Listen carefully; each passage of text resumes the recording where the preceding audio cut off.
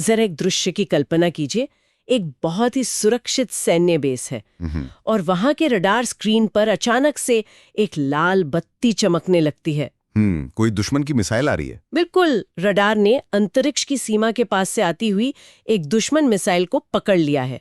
अब बेस में जो सुपर कंप्यूटर्स हैं वो तुरंत उसका गणित लगाते हैं, उसकी गति, दिशा, सब कुछ। हाँ, ताकि उसे हवा में ही नष्ट किया जा सके। सही कहा। वो एक इंटरसेप्टर मिसाइल फायर कर देते हैं। सब कुछ कंट्रोल में लगता है, लेकिन तभी अंतरिक्ष के मुहाने पर वो दुश्मन मिसाइल अचानक 12 अलग-अलग टुकड़ों में बट जाती है। अरे बाप रे! हाँ, और सिर्फ बटती ही नहीं है, वो 12 के 12 टुकड़े अपनी दिशा बदल लेते हैं। मतलब कोई दाएं मुड़ता है, कोई बाएं, कोई बहुत तेजी से नीचे आता है। रडार के जो सुपर कंप्यूटर्स है ना, वो अचानक हैंग हो जाते हैं। उनका सारा गणित फेल हो जाता है। बिल्कुल, सबसे आधुनिक और अभेद्य माना जाने वाला डिफेंस सिस्टम पूरी तरह से हार मान लेता है। और पता है, ये किसी हॉलीवुड की साइंस फिक्शन फिल्म का कोई सीन नहीं है जी, एक बहुत ही खौफनाक और अचूक वास्तविकता है, जिसे हम आज अग्नि 6 मिसाइल कहते हैं। और ये वास्तविकता ना वैश्विक कूटनीति के सारे पुराने नियमों को ताक पर रख रही है। सही बात है। देखिए, जब हम ऐसी तकनीक की बात करते हैं तो हम सिर्फ किसी एक हथियार की बात नहीं कर रहे होते। हम दुनिया के नक्शे पर एक नए तरह के शक्ति प्रदर्शन की बात कर रहे होते हैं। समझ रही हूँ। तो आज की हमारे इस गहरे विश्लेषण में हम इसी विषय की तह में उतरने वाले हैं। हमारे पास स्रोतों का एक बहुत ही दिलचस्प बंडल है, जिसमें मुख्य रूप से वो मई 2026 की रिपोर्ट है ना? हाँ बिल्कुल, वो बेहद अहम और विस्तृत report Agni 6, India's ascension to global strike power. आज के इस गहरे विश्लेषण का हमारा मिशन ये समझना है कि कैसे भारत एक क्षेत्रीय शक्ति यानी एक रीजनल पावर के सीमित दायरे से बाहर निकल रहा है और सीधे ग्लोबल स्ट्राइक क्षमता वाले दुनिया के गिने चुने देशों की कतार में शामिल हो रहा है। हाँ, हम ये भी समझेंगे कि इस मिसाइल की जो इंजीनियरिंग है वो आखिर कैसे काम करती है और क्यों ये दुनिया के भू राजनीतिक संतुलन को हमेशा के लिए बदल कर रख देगी। देखिए, इस पूरी रिपोर्ट में जो सबसे बड़ी बात उभर कर आती है वो ये है कि कोई भी देश करोड़ों डॉलर खर्च करके ऐसे हथियार सिर्फ अपनी ताकत का दिखावा करने के लिए नहीं बनाता। तो फिर मकसद क्या होता है? इसके पीछे एक बहुत बड़ी ग्लोबल बिसात होती है। इस बिसात को समझने के लिए ना हमें इतिहास, भौतिक विज्ञान और अंतर्राष्ट्रीय संबंधों की कड़ियों को एक साथ जोड़ना होगा। तो चलिए सबसे पहले उस छलांग की बात करते हैं जिसने इस पूरी चर्चा को जन्म ही दिया है, मतलब दूरी तय करने की क्षमता। हाँ, रेंज। अगर हम इस मिसाइल के इतिहास को देखें तो भारत का अग्नि मिसाइल प्रोग्राम हमेशा से अपने पड़ोसियों को ध्यान में रखकर बनाया गया था। बिल्कुल, एक क्षेत्रीय फोकस था। हाँ, स्रोत सामग्री बताती है कि वर्तमान में भारत के पास जो सबसे एडवांस्ड मिसाइल है अग्नि 5, उसकी मारक क्षमता 5000 से 8000 किलोमीटर तक है जी। लेकिन अग्नि 6 के साथ ये छलांग बहुत बड़ी है और सच कहूं तो मैं हैरान रह गई।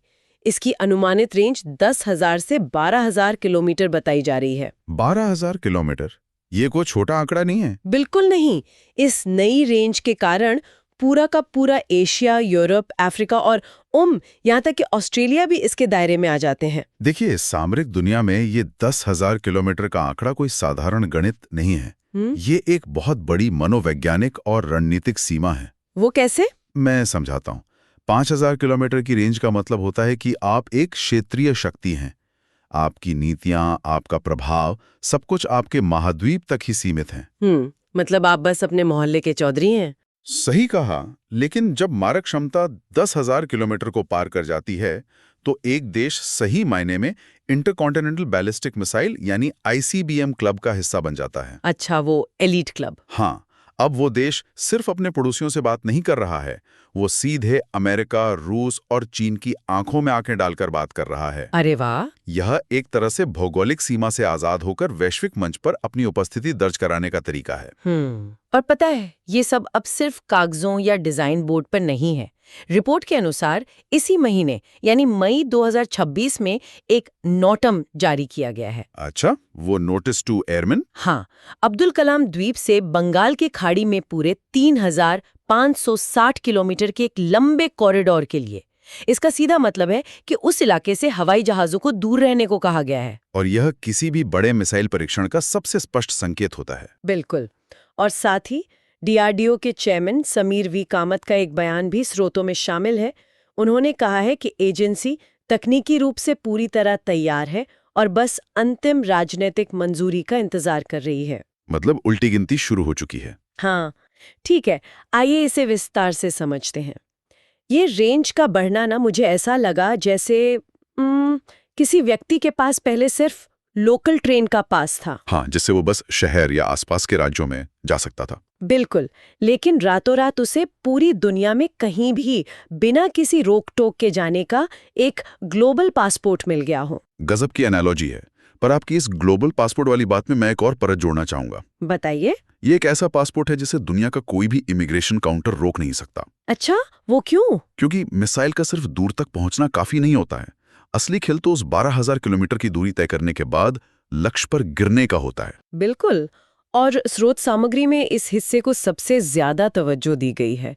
यहाँ पर बात सच में बहुत दिलचस्प और तकनीकी हो जाती है। हाँ, MIRV तकनीक। हाँ, रिपोर्ट में इसी MIRV का जिक्र है, multiple independently targetable re entry vehicle. पुराने जमाने की जो मिसाइलें होती थीं, उनमें आमतौर पर एक ही वॉरहेड या बम होता था ना जी, एक मिसाइल उड़ी और उसने एक जगह पे निशाना लगाया। बात खत्म। लेकिन अग्नि 6 के साथ ऐसा बिल्कुल नहीं है। ये मिसाइल एक साथ 10 से 12 परमाणु वॉरहेड अपने साथ अंतरिक्ष में ले जा सकती है। 12 वॉरहेड एक ही मिसाइल में? हाँ, और सबसे खौफनाक बात यह है कि हर एक वॉरहेड को अलग-अलग शहर या सैन्य बेस पर निशाना लगाने के लिए प्रोग्राम किया जा सकता है। देखिए, इस तकनीक की असल अहमियत समझने के लिए हमें ये देखना होगा कि आज दुनिया में मिसाइल को रोकने वाले सिस्टम कितने एडवांस हो चुके हैं। जैसे वो S-400 और थैड सिस्टम। बिल्कुल, रिपोर्ट में S-400 और थाड जैसी प्रणालियों का नाम लिया गया है। आम इंसान के लिए ये सिस्टम आधुनिक रक्षा तकनीक के गोल्ड स्टैंडर्ड माने जाते हैं। ये एक अभेद ढाल की तरह हैं, जिन्हें पार करना लगभग नामुमकिन माना जाता था। और यहीं पर अग्नि 6 की ये MIRV तकनीक इन ढालों को तोड़ने का काम करती है। अगर मैं इसके लिए एक एनालॉजी दूं तो ये ऐसा है जैसे कोई डिलीवरी ट्रक। हाँ, जैसे कोई डिलीवरी ट्रक एक ही बड़ा पार्सल किसी एक पते पर गिराने के बजाय हवा में ही 12 अलग-अलग ड्रोन छोड़ दे। अरे वाह, क्या बात है। और वो 12 ड्रोन रास्ते की हर रुकावट, हर दीवार से बचते हुए 12 अलग-अलग पतों पर एक साथ अपनी डिलीवरी करें। आपकी इस एनालॉजी में ना मैं एक और खतरनाक सच जोड़ना चाहूंगा। जी, कहिए। जरा सोचिए कि वो 12 डिलीवरी ड्रोन कोई आम ड्रोन नहीं है। वो अंतरिक्ष से वापस वायुमंडल में घुसते समय आवाज की गति से 20 गुना ज्यादा तेज उड़ रहे हैं। 20 गुना? हुफ। हाँ, और घर्षण के कारण उनका तापमान सूरज की सतह जितना गर्म है। और यहीं पर एक और चमत्कारी तकनीक काम आती है, MARV यानी मैन्यूवरेबल री एंट्री व्हीकल। हाँ, रिपोर्ट में इसका बहुत गहराई से उल्लेख है।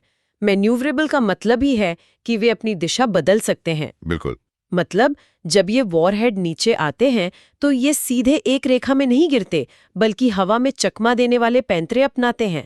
इसे समझने के लिए ना हमें उस गणित को समझना होगा जिस पर दुनिया के सारे मिसाइल डिफेंस सिस्टम काम करते हैं। अच्छा, वो कैसे काम करते हैं? चाहे थैड हो या S-400, ये एक परवलय आकार यानी पैराबोलिक रास्ते की भविष्यवाणी पर काम करते हैं। थोड़ा आसान भाषा में समझाएंगे? जैसे अगर आप हवा में एक पत्थर उछालते हैं तो उसकी गति और दिशा देखकर आप पहले ही बता सकते हैं कि वो अगले 2 सेकंड में कहाँ होगा और कहाँ गिरेगा। हाँ, बिल्कुल। बचपन में कैच पकड़ते वक्त हम यही तो करते थे। बस रडार इसी भविष्यवाणी के आधार पर एक एंटी मिसाइल दागता है ताकि वो हवा में ही उस पत्थर से टकरा जाए। मतलब ये सिस्टम इस भरोसे पर काम करते हैं कि आने वाली मिसाइल अपना रास्ता नहीं बदलेगी। ठीक कहा। लेकिन MARV तकनीक इस भविष्यवाणी के पूरे विज्ञान को कूड़ेदान में डाल देती है। वो कैसे? जब ये 12 वॉरहेड नीचे आते हैं तो वे अपनी दिशा बदल सकते हैं। वे हवा में गोते लगा सकते हैं, दाएं-बाएं मुड़ सकते हैं। तो रडार का गणित फेल हो जाता है? बिल्कुल। जब तक थाड या S-400 का कंप्यूटर नई दिशा की गणना करता है, तब तक वॉरहेड फिर से मुड़ चुका होता है। हे भगवान! ऐसे 12 अलग-अलग दिशा बदलने वाले वॉरहेड्स को एक ही समय पर ट्रैक करना और उन्हें हवा में नष्ट करना आज की तारीख में किसी भी डिफेंस सिस्टम के लिए लगभग एक असंभव चुनौती है। ये इंजीनियरिंग के नजरिए से वाकई एक अविश्वसनीय उपलब्धि है। लेकिन स्रोतों को पढ़ते हुए ना एक जगह आकर मैं थोड़ा उलझ गई। अच्छा, कहाँ पर? देखिए, 12 वॉरहेड्स को 12,000 किलोमीटर दूर ले जाना, अंतरिक्ष में सर्वाइव करना और फिर रडार को चकमा देना, इसके लिए मिसाइल का डिजाइन भी तो बहुत विशाल होगा ना? हाँ, बहुत बड़ा होता है। रिपोर्ट के तकनीकी खंड में बताया गया है कि इसकी पेलोड क्षमता 3 टन या 3,000 किलोग्राम है, जो अग्नि के पिछले संस्करणों से 3 गुना अधिक है। जी। इसे उड़ाने के लिए इसमें 4 चरणों वाला ठोस ईंधन लगाया गया है और इस सब तामझाम की वजह से ये मिसाइल 20 मीटर से भी अधिक लंबी एक विशालकाय संरचना बन जाती है। ये एक बहुत ही जायज बिंदु है। इतनी बड़ी मिसाइल को संभालना अपने आप में एक अलग तरह का विज्ञान है। बिल्कुल, और यहीं पर मुझे एक विरोधाभास देखा। कैसा विरोधाभास? एक तरफ रिपोर्ट कहती है कि ये 20 मीटर लंबी और 4 भारी भरकम इंजनों वाली एक विशाल इमारत जैसी संरचना है, और उसी सांस में रिपोर्ट ये भी कहती है कि ये सड़क मोबाइल है और कनस्तर लॉन्च है। हाँ, रोड मोबाइल। कहा जा रहा है कि इसे जंगल या सुरंगों में आसानी से छिपाया जा सकता है और भारत में कहीं से भी तुरंत लॉन्च किया जा सकता है।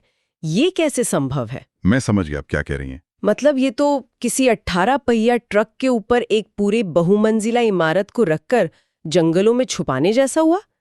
आज के उपग्रहों और जासूसी ड्रोन की दुनिया में इतनी बड़ी चीज को छुपाकर तुरंत फायर करने का ये विरोधाभास आखिर काम कैसे करता है? आपका ये सवाल सीधा आधुनिक रक्षा इंजीनियरिंग की सबसे बड़ी पहेली पर चोट करता है।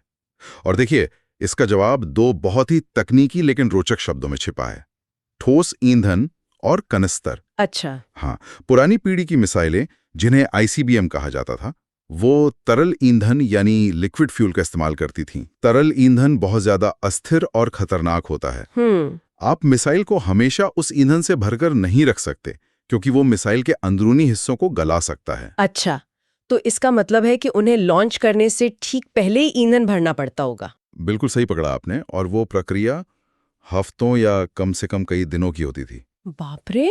ईंधन के बड़े बड़े टैंक ट्रकों में भरकर लाए जाते थे। मिसाइल को खुले मैदान में खड़ा किया जाता था। इस पूरी प्रक्रिया के दौरान अंतरिक्ष में घूम रहे दुश्मन देशों के सैटेलाइट्स आसानी से देख लेते थे कि एक मिसाइल लॉन्च के लिए तैयार हो रही है। तो सरप्राइज एलिमेंट तो खत्म ही हो गया। एकदम खत्म। लेकिन अग्नि 6 ठोस ईंधन यानी सॉलिड फ्यूल का इस्तेमाल करती है। और ये अलग कैसे है? ठोस ईंधन को आप ऐसे समझ सकते हैं जैसे किसी दिवाली के रॉकेट के अंदर भरा हुआ बारूद। अच्छा, वो हमेशा सूखा होता है? हाँ, वो हमेशा सूखा है, स्थिर है और सालों तक मिसाइल के अंदर सुरक्षित रह सकता है। इसका मतलब है कि मिसाइल हमेशा, हर पल 100% लॉन्च के लिए तैयार है। वाव! कोई तैयारी का समय या ईंधन भरने की लंबी प्रक्रिया चाहिए ही नहीं। ये तो बहुत ही बड़ा गेम चेंजर है। लेकिन फिर उस 20 मीटर की लंबाई को छुपाने का क्या? वहीं पर कनस्तर या कैनिस्टर काम आता है। देखिए, इस मिसाइल को कभी भी खुले में नहीं रखा जाता। तो इसे कैसे रखते हैं? इसे कारखाने से ही एक बहुत ही मजबूत, पूरी तरह सीलबंद और जलवायु नियंत्रित ट्यूब यानी कनस्तर के अंदर पैक करके निकाला जाता है। अच्छा, एक विशाल ट्यूब के अंदर? हाँ, ये कनस्तर मिसाइल को बाहर की धूल, बारिश, नमी और तापमान से बचाता है। और सबसे बड़ी बात, ये पूरा का पूरा कनस्तर एक विशेष रूप से डिजाइन किए गए भारी ट्रक पर फिट होता है। अच्छा, जिसे ट्रांसपोर्टर इरेक्टर लॉन्चर कहते हैं। बिल्कुल। अब सोचिए, एक बहुत लंबा ट्यूब एक बड़े ट्रक पर जा रहा है। अंतरिक्ष से सैटेलाइट को सिर्फ एक बड़ा ट्रक दिखेगा। उसे क्या पता अंदर क्या है? सही बात है। वो ये नहीं बता सकता कि ये ट्रक कोई सामान्य औद्योगिक उपकरण ले जा रहा है, कोई बड़ा पाइप ले जा रहा है, या इसके अंदर दुनिया की सबसे खतरनाक मिसाइल है। गजब का छलावरण है। हाँ, इसे किसी भी लंबी सुरंग के अंदर खड़ा किया जा सकता है या घने जंगलों के बीच ले जाया जा सकता है। सामरिक भाषा में इसे सर्वाइवेबिलिटी कहते हैं। मतलब जिंदा बचने की क्षमता। हाँ, दुश्मन की नजर से बचकर किसी भी हाल में जिंदा रहने और काम करने की क्षमता। ये सिर्फ इंजीनियरिंग नहीं है, ये तो छलावरण और चकमा देने का एक मास्टर क्लास है। लेकिन जब हम इस पूरी तकनीक, इस दूरी और इन 12 वॉरहेड्स की विनाशकारी क्षमता के बारे में विस्तार से बात करते हैं ना, तो डर लगता है ना? सच कहूं तो अंदर से एक बहुत ही गहरा डर लगने लगता है। मतलब ये पूरी तरह से दुनिया को खत्म कर देने वाली चीज है। जब मैं इन स्रोतों को पढ़ रही थी तो एक आम इंसान के नाते मेरे मन में ये सवाल आया कि आखिर कोई भी देश इतनी भयानक प्रलयकारी चीज बना ही क्यों रहा है? इसका असल मकसद क्या है? ये डर बहुत स्वाभाविक है। और देखिए, ये हमें इस रिपोर्ट के सबसे महत्वपूर्ण भू राजनीतिक हिस्से की तरफ ले जाता है। जहां राजनीति और तकनीक मिलते हैं। बिल्कुल। अंतर्राष्ट्रीय संबंधों की कड़वी सच्चाई ये है कि ऐसे हथियारों का असली मकसद कभी भी युद्ध करना नहीं होता। तो फिर क्या होता है? इनका मकसद होता है युद्ध को होने से रोकना। हाँ, रिपोर्ट के अंतिम खंड में एक बहुत ही भारी शब्द का इस्तेमाल किया गया है, सेकंड स्ट्राइक क्षमता। जी, सेकंड स्ट्राइक। इसमें बताया गया है कि अग्नि 6 केवल एक हथियार नहीं है, बल्कि एक कड़ा राजनीतिक बयान है। इसमें कहा गया है कि हम एक बहुध्रुवीय यानी मल्टीपोलर दुनिया की ओर बढ़ रहे हैं। बिल्कुल। और भारत अपनी इस मिसाइल के जरिए खुद को एक मजबूत ध्रुव के रूप में स्थापित कर रहा है। तो क्या ये सेकंड स्ट्राइक ही वह कारण है जो इस तबाही को एक बचाव का रूप देता है? बिल्कुल सही पकड़ा आपने। इस कंसेप्ट को गेम थ्योरी और डिटरेंस यानी निवारण के सिद्धांत के जरिए समझा जा सकता है। डिटेरेंस। इसे परस्पर सुनिश्चित विनाश या म्यूचुअली एश्योर्ड डिस्ट्रक्शन, मैड भी कहते हैं। मतलब अगर तुम मुझे मारोगे तो मैं भी तुम्हें मारूंगा। हाँ, मान लीजिए कि दो ताकतवर देशों के बीच तनाव है। अगर किसी देश को लगता है कि वो अचानक आधी रात को पहला हमला करके सामने वाले देश के सारे हथियार और शहर नष्ट कर सकता है, तो वो हमला कर देगा। बिल्कुल, वो युद्ध शुरू करने का लालच रोक नहीं पाएगा। इसे फर्स्ट स्ट्राइक कहते हैं। लेकिन अगर सामने वाले के पास अग्नि 6 जैसी चीज हो जो कनस्तर में पैक होकर किसी अनाम सुरंग में छुपी हो, बस यही सेकंड स्ट्राइक का असली जादू है। अगर दुश्मन अचानक पहला हमला कर भी दे और आपके कई शहर तबाह भी कर दे, तभी खेल खत्म नहीं हुआ है। बिल्कुल नहीं। तब भी उसे पता है कि किसी जंगल या पहाड़ की सुरंग में आपकी एक अग्नि 6 मिसाइल सुरक्षित बची हुई है। और वो पलटवार करेगी। और कैसा पलटवार! वो अकेली मिसाइल 10,000 किलोमीटर दूर से फायर होगी। उसके 12 वॉरहेड रडार को चकमा देते हुए आएंगे और दुश्मन के 12 सबसे बड़े शहरों को राख में मिला देंगे। उफ। जब दुश्मन को ये यकीन हो जाता है कि चाहे वो पहला वार कर भी ले, लेकिन पलटवार में उसका खुद का पूर्ण विनाश निश्चित है, तो वो पहला वार करने की हिम्मत ही नहीं करता। तो इस सब का आखिर क्या मतलब है? अगर मैं इसे अपनी भाषा में कहूँ तो ये अग्नि 6 किसी दूसरे देश पर कब्जा करने या हमला करने का हथियार नहीं है। जी नहीं, बिल्कुल नहीं। ये तो ग्लोबल स्टेज पर एक विशालकाय 20 मीटर लंबा डू नॉट डिस्टर्ब का बोर्ड है। बहुत खूब, बिल्कुल यही बात है। ये दुनिया को बता रहा है कि हम पर हमला करने का ख्याल भी अपने मन में मत लाना, क्योंकि परिणाम अकल्पनीय होंगे। और सुनने वालों के लिए ये समझना बहुत जरूरी है कि ये सिर्फ सेना या रक्षा विशेषज्ञों के लिए मायने नहीं रखता। हाँ, आम इंसान को क्यों परवाह करनी चाहिए? क्योंकि इस तरह का सामरिक संतुलन हमारे और आपके रोजमर्रा के जीवन को सीधे प्रभावित करता है। इसी डिटरेंस या खौफ के कारण बड़े देशों के बीच सीधे युद्ध नहीं होते। और शांति बनी रहती है। बिल्कुल। और जब युद्ध नहीं होते तभी अंतर्राष्ट्रीय व्यापार चलता है, सप्लाई चेन काम करती हैं, अर्थव्यवस्थाएं बढ़ती हैं और हमारे घरों में शांति रहती है। समझ रही हूँ। एक बहुध्रुवीय दुनिया में जहां कई देशों के पास ऐसी ताकतें हैं, ये संतुलन ही वो धागा है जो वैश्विक शांति को बांधे रखता है। स्रोतों में इस विकास को पूरी तरह से तटस्थ नजरिए से देखा गया है। हाँ, ये किसी देश के खिलाफ आक्रामकता नहीं है। जी, ये बस एक नई विश्व व्यवस्था में अपनी सीमा और अपनी संप्रभुता को सुरक्षित करने का एक तरीका है। ये वाकई एक बहुत ही गहरी और स्पष्ट तस्वीर पेश करता है। तकनीक और भू राजनीति कैसे एक दूसरे के साथ इतनी गहराई से गुंथे हुए हैं, ये देखना अद्भुत है। बिल्कुल। तो अगर हम आज के इस गहरे विश्लेषण को समेटना चाहें तो हमने कई चौंकाने वाले पहलुओं पर बात की है। बहुत से तकनीकी और सामरिक पहलू। हाँ, हमने समझा कि कैसे 10,000 से 12,000 किलोमीटर की मारक क्षमता वाली अग्नि 6 एक देश को क्षेत्रीय सीमाओं से निकालकर ग्लोबल स्ट्राइक वाले देशों की कतार में खड़ा कर देती है। जी। हमने MIRV और MARV जैसी गेम चेंजिंग तकनीक को करीब से देखा, जो 12 स्वतंत्र आवाज से 20 गुना तेज और दिशा बदलने वाले वॉरहेड्स के साथ दुनिया के सबसे बेहतरीन रडार सिस्टम को पंगु बना सकती हैं। रडार का गणित फेल कर सकती है। बिल्कुल। हमने उस अविश्वसनीय इंजीनियरिंग के विरोधाभास को भी सुलझाया, जो ठोस ईंधन और कनस्तर तकनीक की मदद से एक विशालकाय मिसाइल को मोबाइल बनाकर कहीं से भी लॉन्च करने की आज़ादी और सर्वाइवेबिलिटी देती है।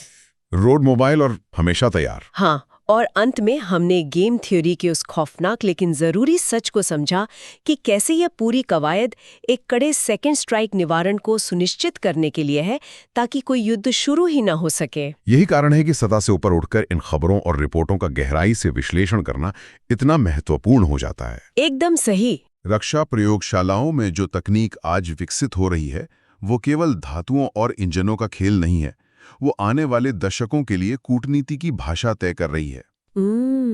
जिन लकीरों को हम दुनिया के नक्शे पर देखते हैं ना, अब उनकी सुरक्षा केवल सरहदों पर खड़े सैनिकों से नहीं बल्कि अंतरिक्ष की कक्षा से गुजरने वाली इन अचूक और अजेय मिसाइलों के सामरिक खौफ से हो रही है। बिल्कुल। और जैसे जैसे हम आज के इस गहरे विश्लेषण के अंत की ओर बढ़ रहे हैं, उन नक्शों और पुरानी दूरियों के बारे में सोचना थोड़ा अजीब लगता है। जी। विज्ञान ने दूरियों को खत्म कर दिया है, लेकिन उसी विज्ञान ने विनाश की क्षमता को अकल्पनीय स्तर तक बढ़ा भी दिया है। और इसी से जुड़ा एक बहुत ही परेशान करने वाला लेकिन विचारोत्तेजक सवाल है, जिसे मैं आज यहाँ छोड़ना चाहूंगी। जरूर। जरा सोचिए, जब दुनिया के कई बड़े देशों के पास ऐसी मिसाइलें होंगी जो एक साथ 12 अजेय और चकमा देने वाले वॉरहेड दुनिया के किसी भी कोने में सटीकता से गिरा सकती हैं, तो क्या हथियारों का ये खौफ, म्यूचुअली अश्योर्ड डिस्ट्रक्शन का ये पक्का वादा दुनिया को बड़े युद्धों से हमेशा के लिए सुरक्षित कर देगा? या फिर क्या हम एक ऐसी दुनिया में प्रवेश कर चुके हैं जहां किसी रडार की एक छोटी सी तकनीकी खराबी या किसी कंप्यूटर की एक गलतफहमी की कीमत पूरी मानव जाति का रातों रात विनाश हो सकती है? ये बहुत ही गहरा सवाल है, क्योंकि अब बचाव का तो कोई रास्ता बचा ही नहीं है। ये वाकई सोचने वाली बात है। बिल्कुल। शायद यही वो जगह है जहां आज का हमारा ये विश्लेषण पूरा होता है। तकनीक, ताकत और एक ऐसी दुनिया की कल्पना जहां सबसे भयानक हथियारों के खौफ के साए में ही शांति की उम्मीद जिंदा रहती है। इस विचार के साथ हम आज के इस गहरे विश्लेषण को यहीं विराम देते हैं।